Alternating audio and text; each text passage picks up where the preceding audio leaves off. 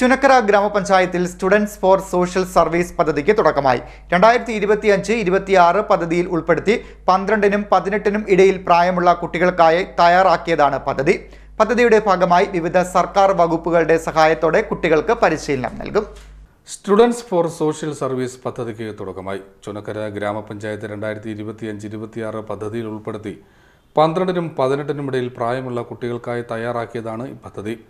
പദ്ധതിയുടെ ഭാഗമായി വിവിധ സർക്കാർ വകുപ്പുകളുടെ സഹായത്തോടെ കുട്ടികൾക്ക് പരിശീലനം നൽകും. പോലീസ്, എക്സൈസ്, ഫോറസ്റ്റ്, ദുരന്ത നിവാരണം, സാമൂഹ്യ സേവനം, ആരോഗ്യം, ശുചിത്വം എന്നീ മേഖലകളിലാണ് പരിശീലനം നൽകുന്നത്. MLAക്കൊപ്പം നിയമസഭാ സന്ദർശനവും കുട്ടികളുടെ പഞ്ചായത്ത് രൂപീകരണവും പദ്ധതിയുടെ ഭാഗമായി നടക്കും.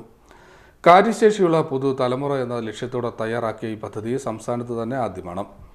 പദ്ധതിയുടെ ഉദ്ഘാടനം MS അരുൺകുമാർ MLA നിർവഹിച്ചു. ഗ്രാമപഞ്ചായത്ത് പ്രസിഡന്റ് അഡ്വക്കേറ്റ് KR അനിൽകുമാർ അധ്യക്ഷത വഹിച്ചു. വൈസ് പ്രസിഡന്റ് സബീന റഹീം സ്വാഗതം രേഖപ്പെടുത്തി. ആരോഗ്യ വിദ്യാഭ്യാസ standing committee chairman VK Radhakrishnan, വികസനകാര്യ standing committee chairman Manoj Kampanivila, ക്ഷേമകാര്യ standing committee chairman Jayalakshmi Sreekumar, retired captain Manoj Kumar, coordinator Jafeesh J Sreejith, Ranjith TR, panchayat secretary Jayan TV, fire force trainer Santhosh Kumar, ward മെമ്പർമാരായ സവിത സുധി, അനു, ശ്രീമതി, സുജാത രാജേന്ദ്രക്കുറുപ്പ്, ഷക്കീല, റിട്ടയർഡ് SI സോമൻ നായർ എന്നിവർ സംസാരിച്ചു. പഞ്ചായത്ത് ഏറ്റെടുത്തുകൊണ്ടിരിക്കുന്നത് ആദ്യം തന്നെ ഹൃദയം നിറഞ്ഞ അഭിനന്ദനങ്ങൾ പഞ്ചായത്ത് പ്രസിഡന്റും ഭരണസമിതിക്കും അറിയിക്കുകയാണ്.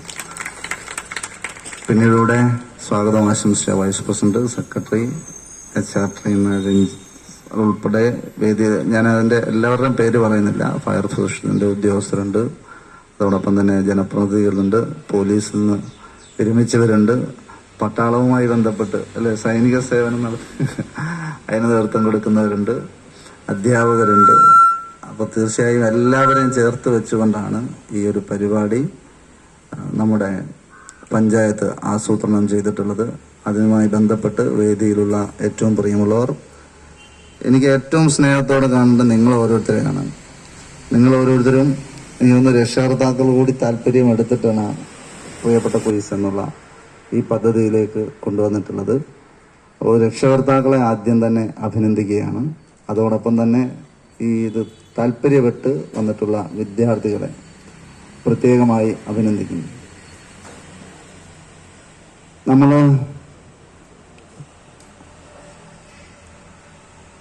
എങ്ങനെയാണ് സമൂഹത്തിനകത്ത് ജീവിക്കേണ്ടത് എന്നുള്ള ചോദ്യമുണ്ട്. ആ ചോദ്യത്തിനകത്ത് പഠനത്തിലൂടെ അത് നടപ്പിലാക്കുവാൻ മാത്രമാണ് പഞ്ചായത്ത്. ഇവിടെ വ്യത്യസ്തമായി എനിക്ക് തോന്നുന്നു, ഞാൻ ഏറ്റവും കൂടുതൽ സ്വപ്നം കണ്ടതാണ് എല്ലാ വിദ്യാർത്ഥികളും നീന്തൽ പഠിക്കുകയാണ്. എല്ലാ വിദ്യാർത്ഥികളും എല്ലാ പൗരന്മാരും നീന്തൽ പഠിക്കുകയാണ്. എന്തുകൊണ്ടാണ് അങ്ങനെ നമ്മൾ ചിന്തിച്ചത്? CD Net News, Charummood.